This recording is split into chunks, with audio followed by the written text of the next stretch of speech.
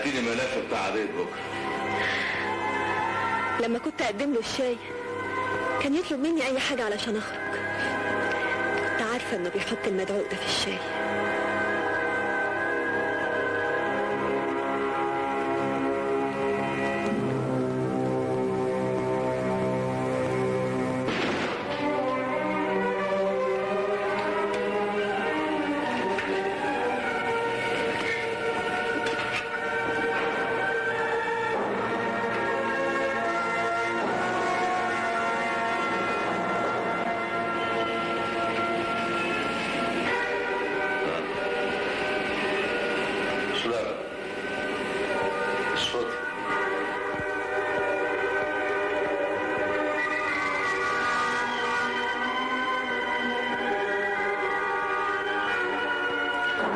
وشربت الشاي.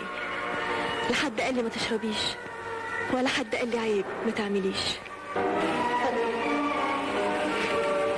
لا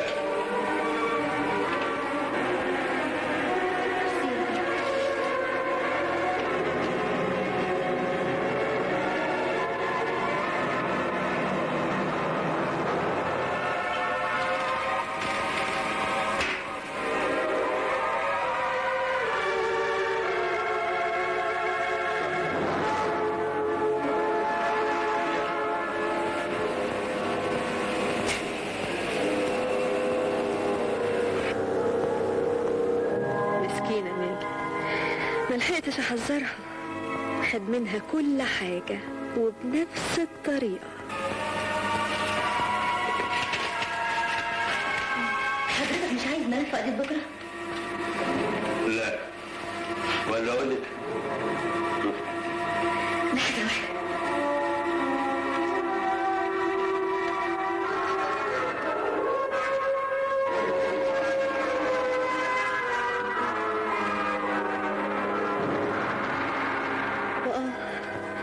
لو عارف ان واحدة من عبيده عايزة تتجوز يبقى زي الطور الهايج. يعني ايه تتجوزيه؟ يعني ايه بتحبيه؟ وانا فكرتيش فيا؟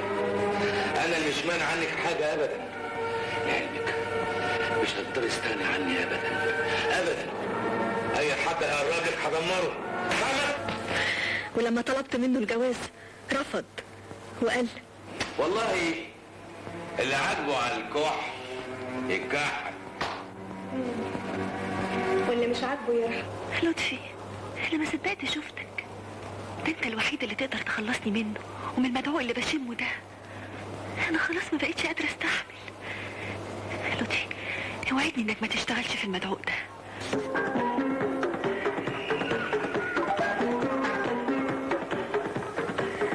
لكن ما قلتليش، وشكري يتضايق لما اتأخرت عليه امبارح. رحت لقيته نايم ستيحة، والشغالين قالوا لي ان دب خناقة مع رجالته وقال لهم اخرجوا بره وما تجوش الا لما اجيبوا خبر الكلب ده. هو ايه حكايته مع الجدع ده؟ والله مش عارفة. بقول لك ايه، سيبك. ده واحد من رجالته اتمسكت بضاعته وراح فيها 3 من رجالته، وشكري مصمم انه ياخد فلوس. في بقى فاكر المخدرات اعرف ان اللي بيشربها بينبسط. سلام بس كده. حلمك عليا يا باشا، لسه هقول لك. اعرف كمان انها خير وبركه على كل اللي بيشتغل فيها. اللي بيزرعوها في تركيا او بيروت راكبين طيران، واللي بيعرضوها يدخلوها مصر راكبين زلموكات كبيره. حتى تجار القطاع برضه راكبين مرسيدس، والمحامي اللي بيشتغل في المخدرات برضه بيركب مرسيدس. انت بقى ان شاء الله عايز تركب مرسيدس؟ والله في ايد سعادتك يا باشا، يا تركبنا مرسيدس يا تخلينا ماشيين على رجلينا. ثم انا يا ابني ما اقدرش ابت في الموضوعات اللي زي دي. ثم ان العمليات دي لا ناسها. وانا اعرف ان سعادتك سيد الناس دول. انا؟ ايوه يا باشا، سعادتك اتفصلت من نقابه المحامين عشان بعت دوسيه للخصم. ايه اللي بتقوله ده؟ حلمك عليا يا باشا، خليني اكمل كلامي. ده دلوقتي المستشار القانوني لكبار تجار المخدرات، الواسطة بينهم وبين تجار بره، والعمولة 10% بتقبضها بالدولار. مظبوط؟ وايه كمان؟ السنة دي اتفقت على 6 عمليات، 3 لحساب المعلم حندوسة و2 لحساب البرنس.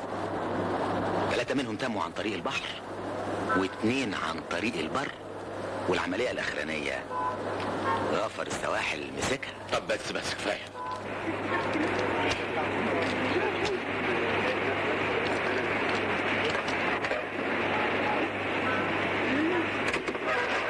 اتفضل اقعد.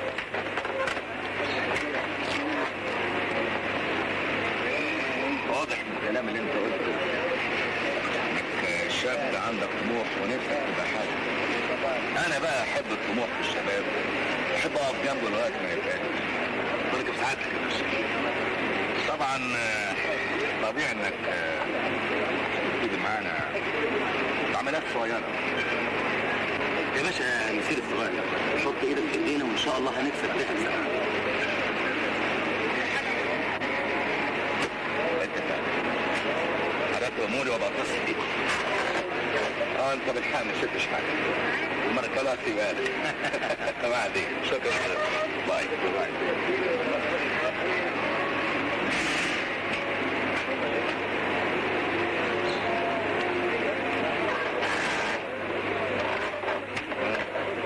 مبروك علينا الشغل الكبير. عملت ايه مع شكري بيه؟ المعلومات اللي ادتها لنا اسمت وماجي فادت قوي. معلومات ايه؟ تاريخ حياه شكري.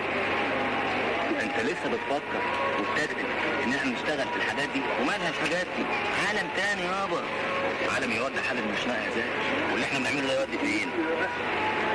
اي عمليه فيها سنه، سنتين، 5 سنين، لكن دي تودي لحد المشنقه، ولو خابت فيها مؤبد.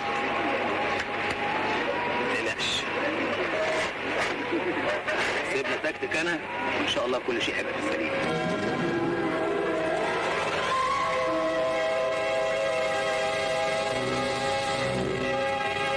المبلغ اللي انا هدفعه ده اكتر من اللي بيعرضه شكري بيه.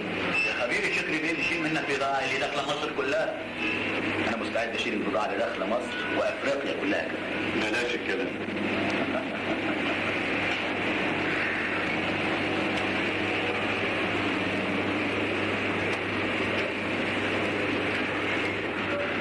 شوفي ما تضرب حالك يا اخي، شيل على قدك بس. انا عملت المستحيل عشان يزولك، ولو قالوا شكري بيه يبقى راحت رقبتي. شكري بيه بيشيل بكام؟ انا مستعد اشيل بالمبلغ اللي هو بيشيل بيه واكتر كمان. شو هالحكي؟ شكري بيه توصلوا خلال ايام برجر كوك مش حلوين ب$100 مليون. تقدر تشيل هيك؟ حبة ملوخية لو لفيتوها سجارة مخمخ. شققتي وانت بتشرب تقليه؟ وحياتك قلت اجعل حلاوتها من حلاوة صوت ام كلثوم. دي تبقى حاجه تسلطن بقى. مش قلت لك هحمر لكم الفراخ دقيقة؟ يعني ما سالتنيش عملت ايه مع الخواجات؟ خواجات ايه؟ اللي جايبين شحنة المدراكس. تابتو واتفقت معاهم. لحقت. هما صحيح مليونجيه شويه بس مش مهم، فرق السعر نطلعهم زباين. احنا نلف حاجه نجيبها. ابعد عن الشر والغريب. شر يا توفي. انت عارف ان الشحنه دي جايه لحساب البرنس. اللي سبق قعد على الطبق يا حبيبي. نزار فهمني. ده ايه يا لطفي؟ مش معقول نسيب بيها زي اللي تفلت من ايدينا. انا الحق عليا انا قلت لكم عليها بلا ما عرفتها من اسمك. جرى لك ايه؟ كنتش خايف؟ انا مش هرد عليك. لو مشينا في الطيار ده يبقى بتولع نار هتحرقنا كلنا. بطل تتصرف لوحدك. البحر يحب الزياده بالحلال. طب افهمني بس.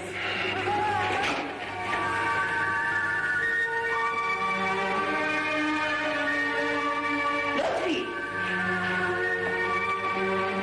هو مش هياكل ولا ايه؟ ولا انا. انتوا اتحسدتوا ولا ايه؟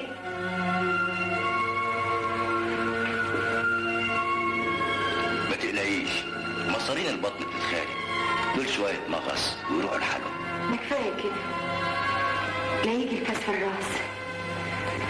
محدش عارف المستخبي فيه ايه. شكري بيه اسمك قاعده مع الواد لطفي لطفي الهلفوت. هو تنام عليها فين؟ طب اسمع، راقبهم كويس لا تكون هتقول له حاجة عن شغلنا وأسرار شغلنا، ولا أقول لك اتفاهم أنت معاه بطريقتك. أيوه بأي طريقة خلصت منه. هات البنت دي نشوف ايه حكايتها وبقى كلمني. إن شاء الله تكونوا اتبسطتوا.